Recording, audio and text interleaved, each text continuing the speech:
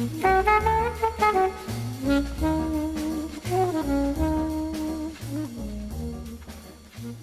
right, welcome to the first lecture in our History of Thought series.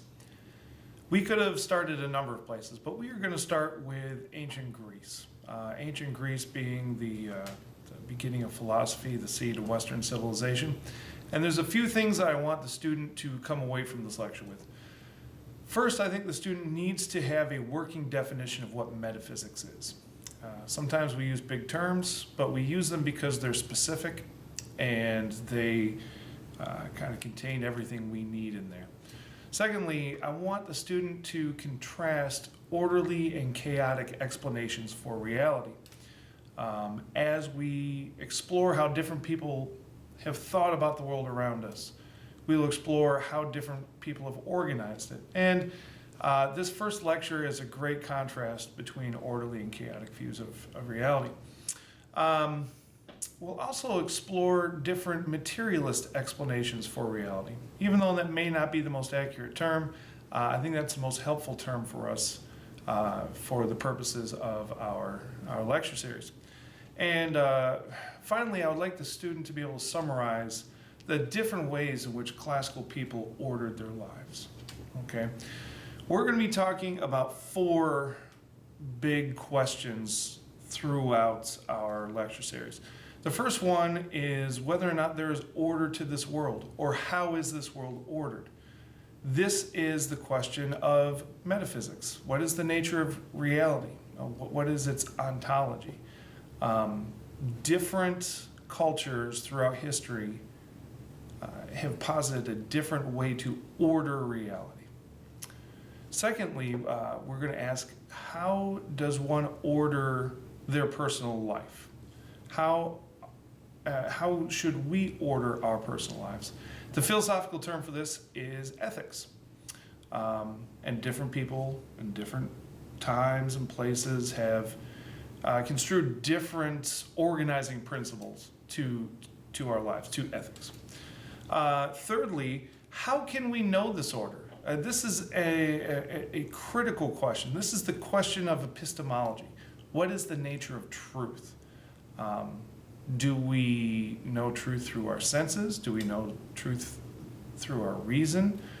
Through a combination of the two? What are the limiting factors in order, in knowing truth? Okay. And finally, one that will keep reappearing, although maybe not as regularly as the others, is there order to beauty? Is there a standard of beauty? This is the study of aesthetics. And we're going to look specifically at the different ways theories of metaphysics have influenced the development of art and culture. So we're going to try and tie those two together as best we can. Now, when we study ancient Greece, we're really talking about 3 different time periods. The oldest one is the Archaic period. This was the day of Homer, Hesiod, and the Pre Socratics, and that's what we're going to be tackling in this first lecture.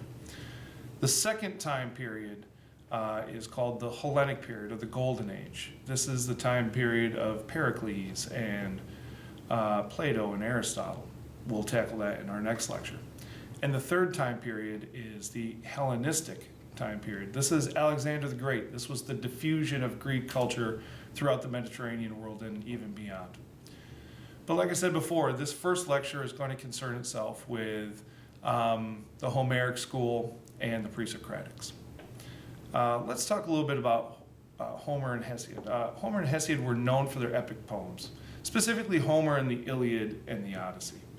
And these are tales of heroes, and these are tales of adventure and the conquest of one culture over another culture. They're not specifically philosophy textbooks. However, they were written within a philosophical framework. And when you read through the Iliad and the Odyssey, the explanations that Homer and Hesiod give for why something happens in this world is through various deities and gods. There's a god to the sea, and there's a god to war, and there's a god to love.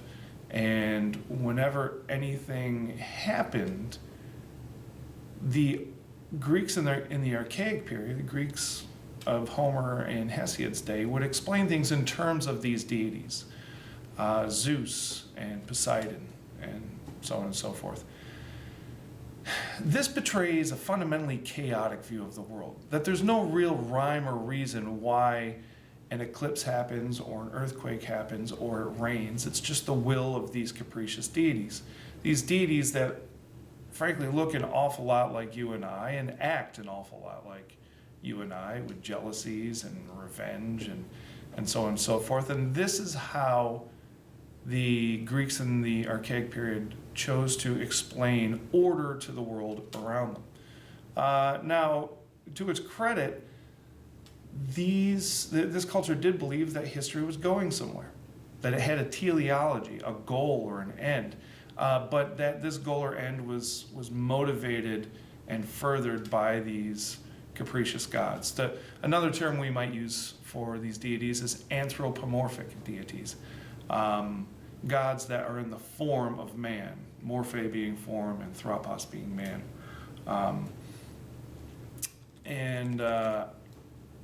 This was the fundamental worldview of this period as far as metaphysics, how they ordered their world. Now, as far as how the Archaic period ordered their lives, they lived in a heroic culture. They wanted to become famous. It wasn't centered around an abstract belief or propositional truth, but they looked at Achilles and Odysseus and Hector as models of a hero that they want to emulate and imitate. Going to temple was not about what you believed or even how you behaved necessarily, but it's whether or not you perform the right ritual. So ethics was centered around this heroic culture. Okay. Now, there is a particular term for this, arete in Greek. Arete is a term that described a particular hero's skill or excellence, something that makes someone special. In some manners of speaking, it's analogous to the modern day superhero. That some superheroes can fly and some have X-ray vision and some can do this and some can do that. Every hero has their arete. Same thing in the Archaic period in Homer and Hesiod, that every hero had something that made him special. For example, in the Iliad, Achilles is the hero, and Achilles' arete was his warrior skill, his battle prowess. He did have one weakness, but save that weakness, he was almost indestructible.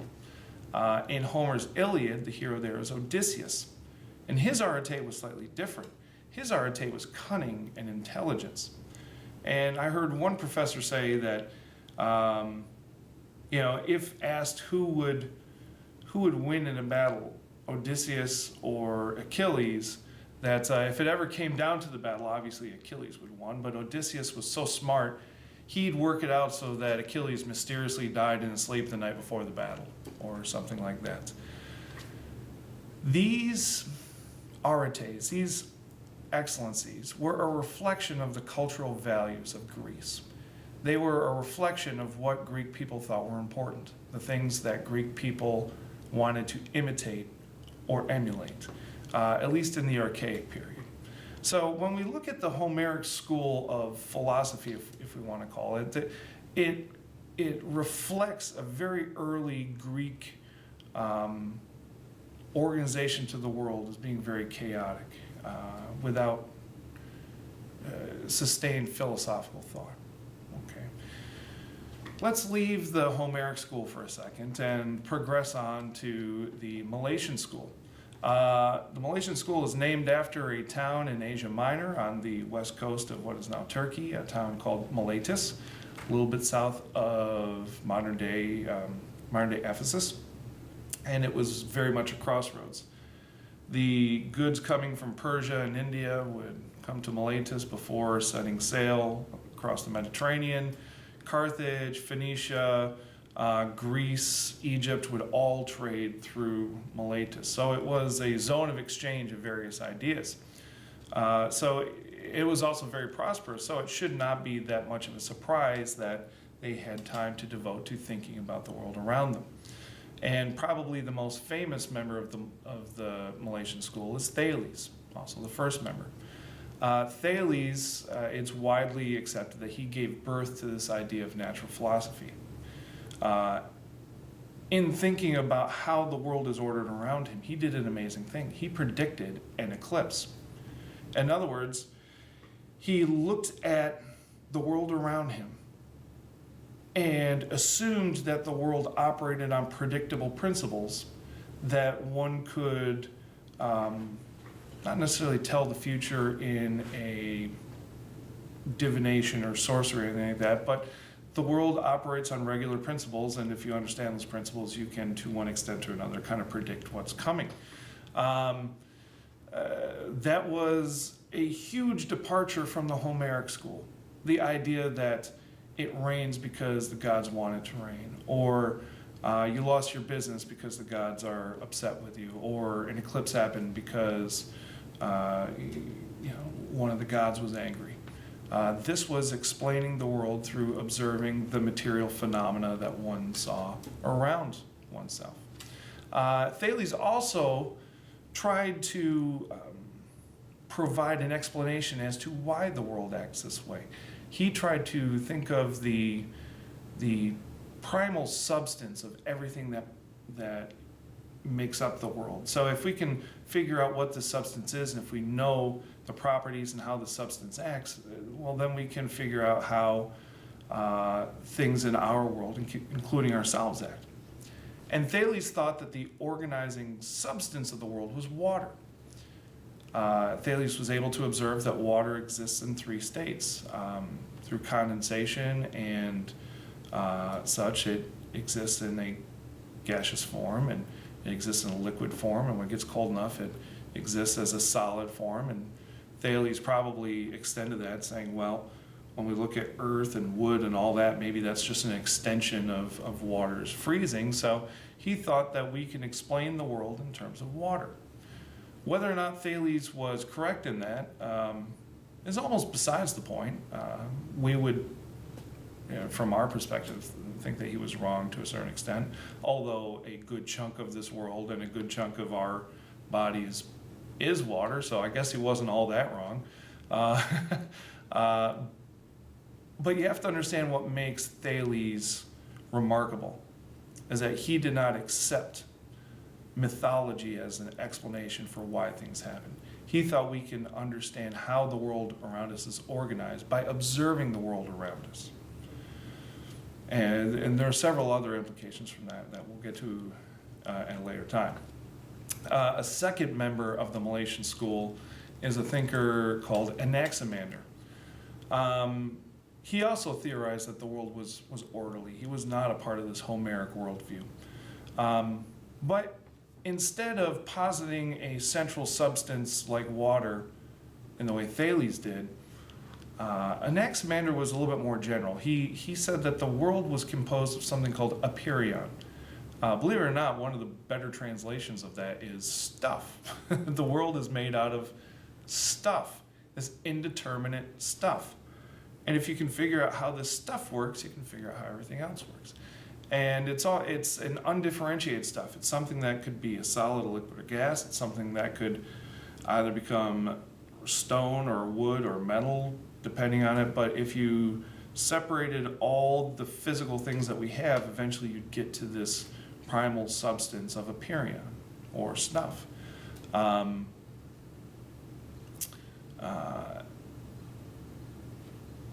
If you could understand how this stuff operates, you can understand how the rest of the world operates.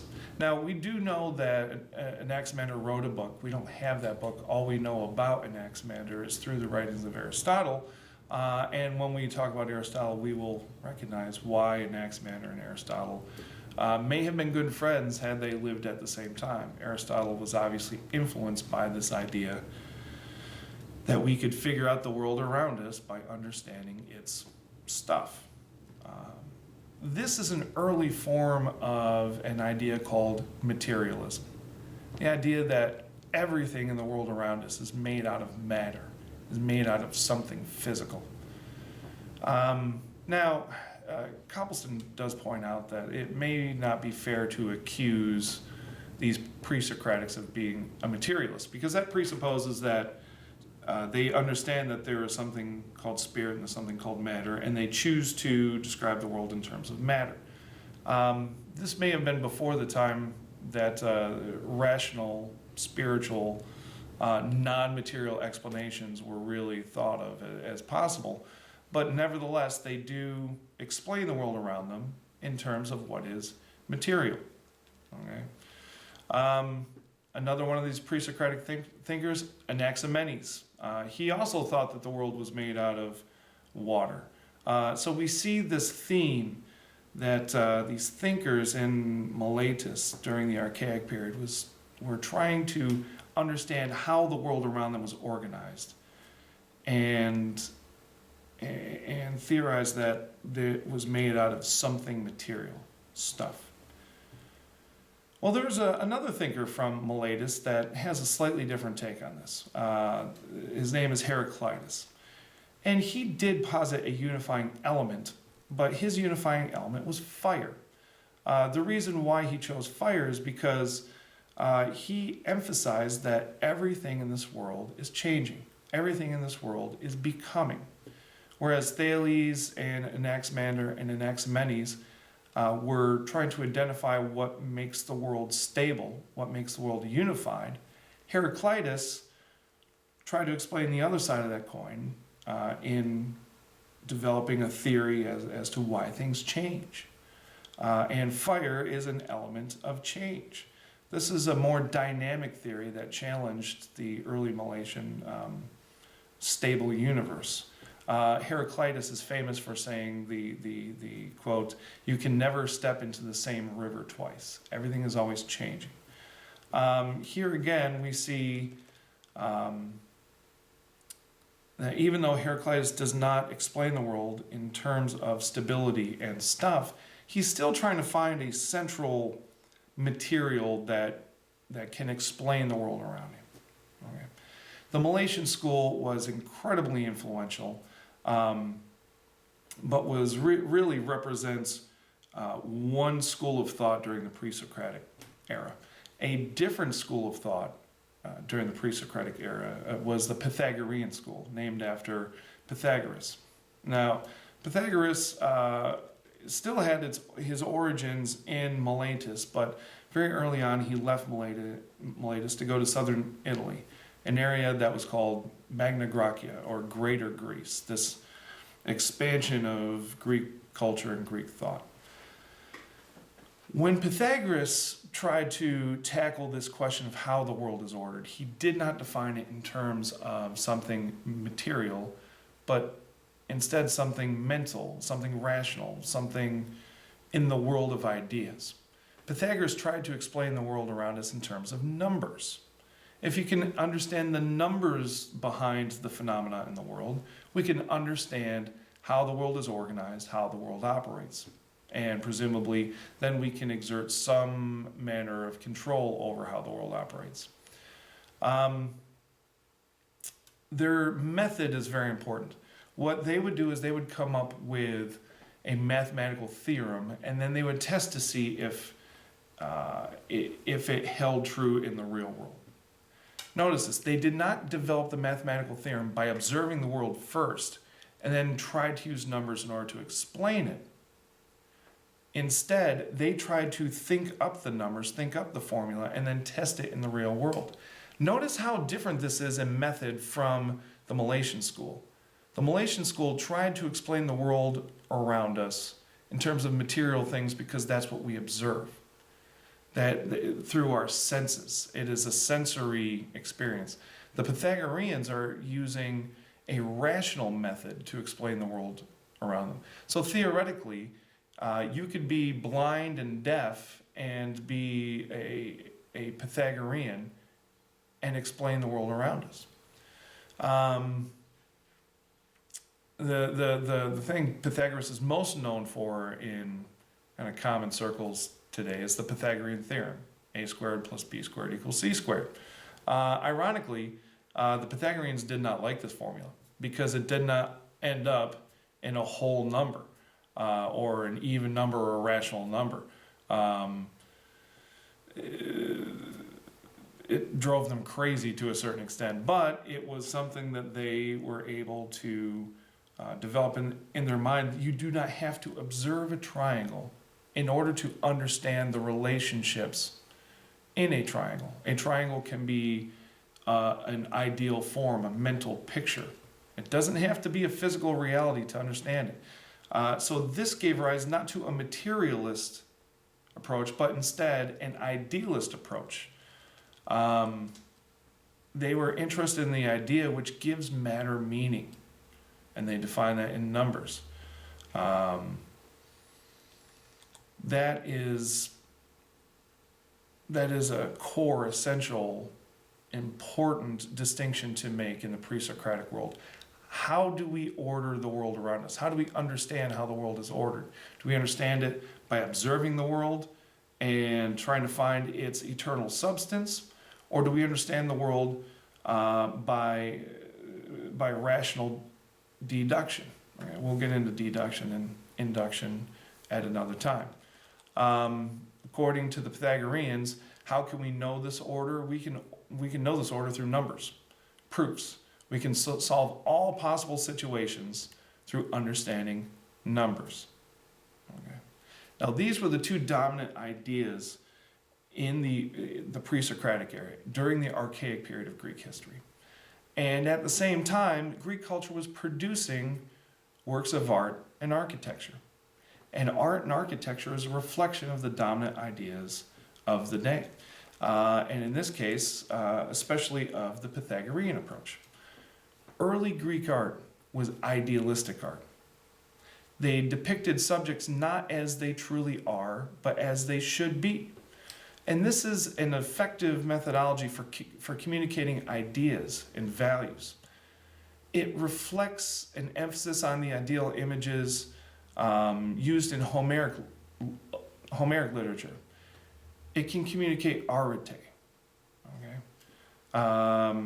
In addition, it's consistent with an idea in an orderly universe. So even though it may borrow from some of the Homeric world, it reflects a pre-Socratic world, an orderly world.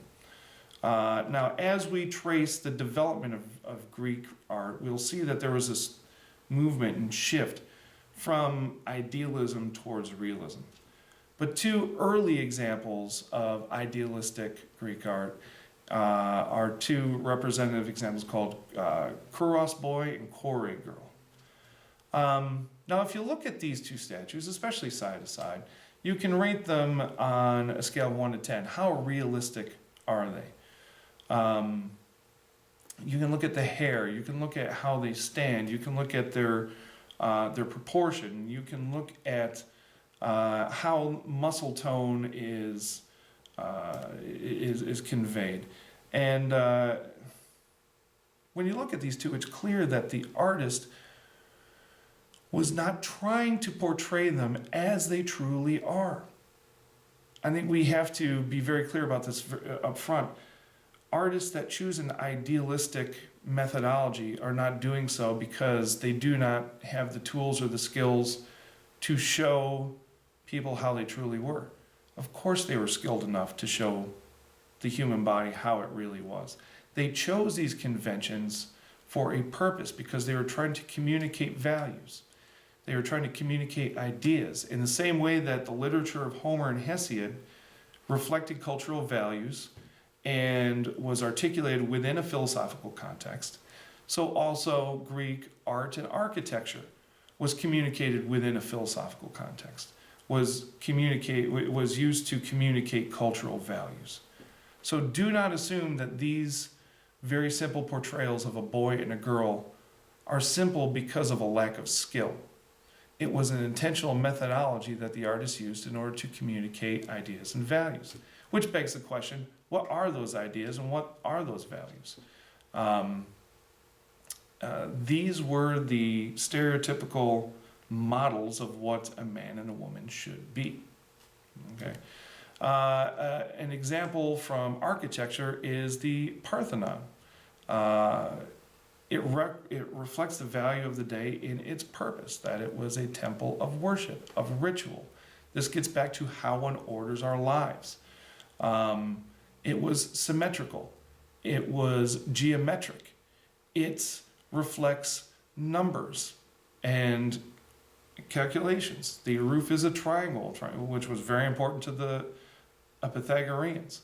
It's my opinion, and I could be wrong about this, but I think that the Parthenon architecture reflects a Pythagorean philosophical worldview. Archaic Greek thought, pre-Socratic Greek thought, in the Homeric period, reflected a chaotic view of how the world is organized. The pre-Socratic era or period in the archaic period reflects an orderly view of the world.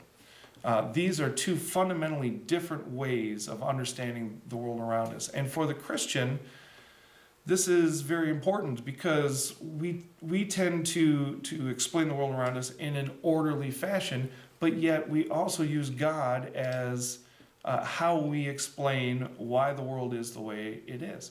Well, what separates that from the Homeric worldview? I think it is separate and distinct. But these are questions that are critical for a Christian student to process and think about. How is our God different from the gods of Homer and Hesiod? And how does that influence how we see the world around us? Is it possible that while the Pythagoreans and the Milesians were not Christian, is it possible that God had given them enough general revelation, enough common grace to be able to understand that the world does operate according to regular principles? And water or fire may not be the driving force of that, but that does get us closer to the God that we serve. I hope this is a good introduction into early Greek thought, pre-Socratic thought. And the next lecture, we tackle the two people that we will talk about in pretty much every lecture from here on out, Plato and Aristotle. Thank